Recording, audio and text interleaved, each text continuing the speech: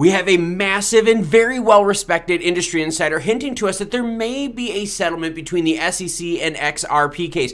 That would be great, as we learned just yesterday that the case will drag on easily into 2023 and cost in excess of over $100 million to fight. We also have another stablecoin that's lost its peg, and this one is going to show you how confidence in Web3, especially with these funky stablecoins, is a total mess. We also have someone that created a lending protocol, and now they're going to get liquidated by their own lending protocol because their own collateral is not receiving any bids. You cannot make this stuff up, everyone. So let's leave this screen and go into this one. Market cap up on the screen right now. Last 24 hours, we have seen the markets turn completely red, with Ethereum down now over 4%, Bitcoin down 1.5%, Binance down just 0.27%.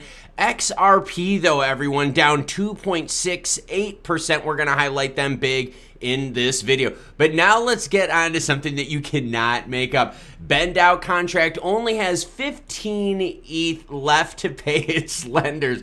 Many NFTs that were used as collateral in the platform have defaulted without any bids. Yes, they were giving money out, and you were able to use your NFTs, Bored Yacht Clubs, and so forth, as collateral on the loans. Now, the problem is, though, the NFT market has severely crashed, and now values are diminished, and there are no bids. So even the creator of this protocol got a loan, used their own NFT. They have not received a bid on their NFT, and they're about to get liquidated from their own protocol because their collateral is worthless. Lending protocol BENDDao, maybe bend over, has run out of wrapped ether in its contract. At the time of writing, the contract only has 15 wrapped ether to pay lenders and an estimated 15,000 ether left to be paid to lenders. So they only have 15 ETH to pay, and they have 15,000 ETH left to pay. Researcher NFTstatistics.eth dissected an issue in a Twitter thread highlighting that an NFT token borrowers in the platform should now pay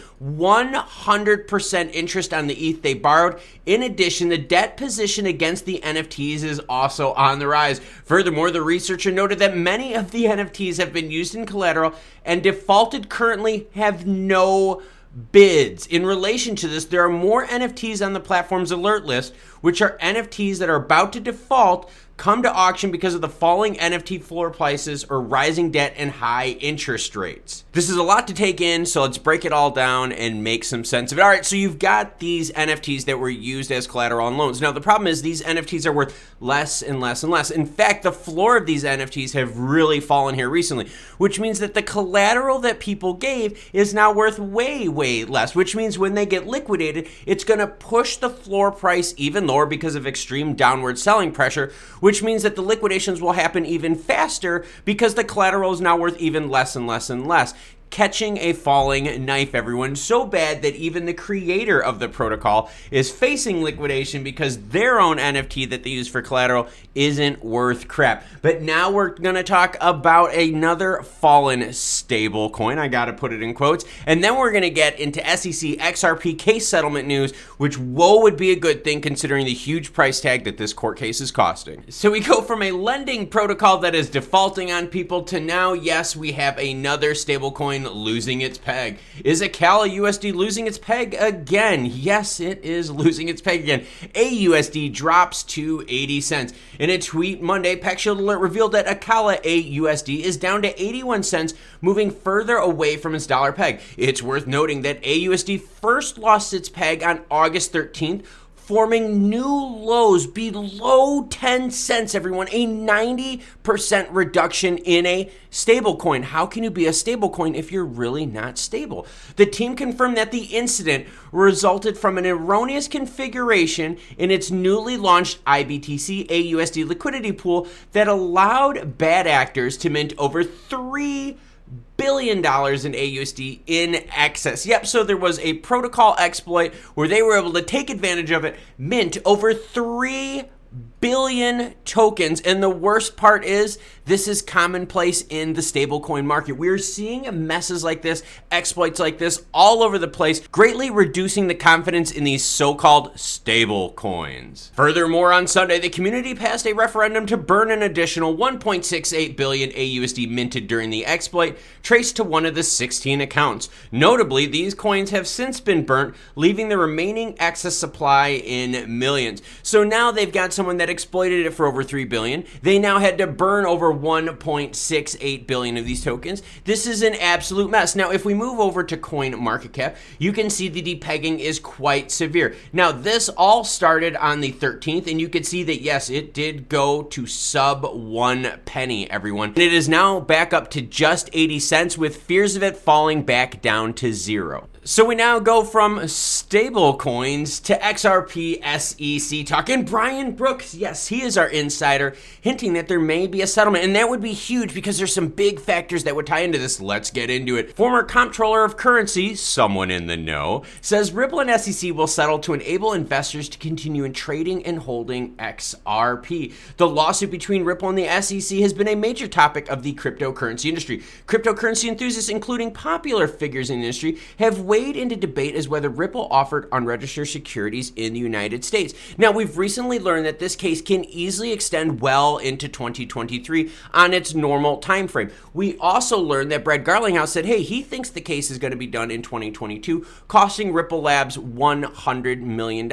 I'm coming out here saying, hey, if this goes into 2023, change that price tag to $130+ million. Now, the key here in what Brian Brooks has been hinting at is there may be a grandfather clause taking effect. Now, let's leave this screen and go into this one and talk grandfather clause. All right, so here's the big issue. If Ripple Labs XRP is deemed a security by the SEC, that means that they would technically have to fill paperwork on every transaction of XRP, just like you would with stock, okay? So when you purchase a stock order and you do it all on your phone, all of those transactions are registered, they're all recorded. That's part of dealing with securities. Now, that means that Ripple Lab would have to go back in time and fill out launch paperwork, transaction paperwork dating all the way back from their initial ICO.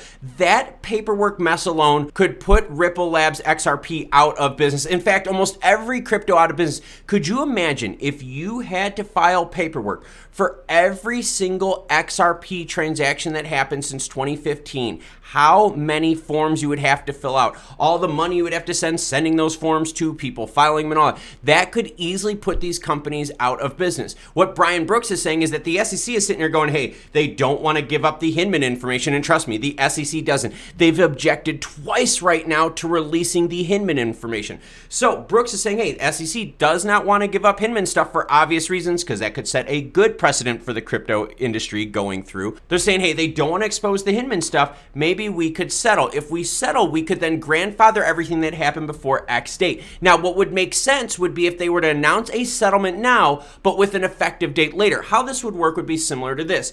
XRP SEC comes out, says, hey, we're going to settle, saying, hey, we're going to go from December 31st. Anything before December 31st, you do not have to fill out paperwork for. That would allow the market to continue functioning. That would allow people like you and I to keep buying, selling, and trading XRP. Now, what would happen is they would say is after the 1st of January, you then have to fill out paperwork for everything. That is something that the Ripple Labs team could definitely tackle and take care of, because they would have time to put the process into place and be able to roll it out to the public. That is why Brian Brooks is sitting here going, hey, the SEC does not want to give up their Hinman documents, but SEC is like, XRP, we think you're security. There could be a mutual benefit there, which would be a settlement, which would hopefully be before 2023, which would make it easy to do, because think of taxes now, and that's why they want to do this. They want to make it so that tax filing is easy so that the government can get their money. So by settling and creating a grandfather date, that would allow previous things to be grandfathered in without penalty,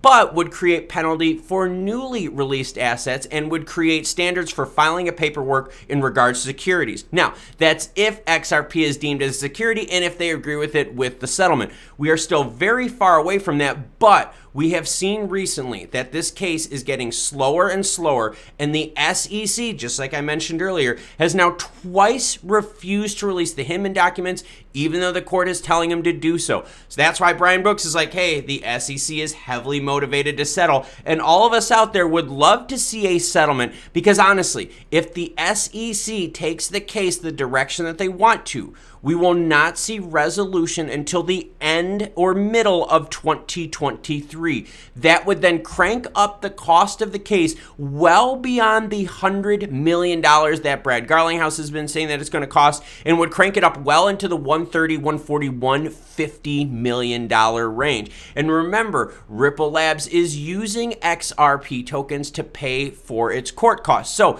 if we could get that court cost down, settle earlier, that would be less negative price pressure on XRP because it is being dumped by Ripple Labs to pay for the court case. So let's keep our fingers crossed and hope Brian Brooks is right and that there is a settlement this year, opening up the doors in 2023 and putting this lawsuit in the rear view mirror. All right, everyone, take care. Have a great day.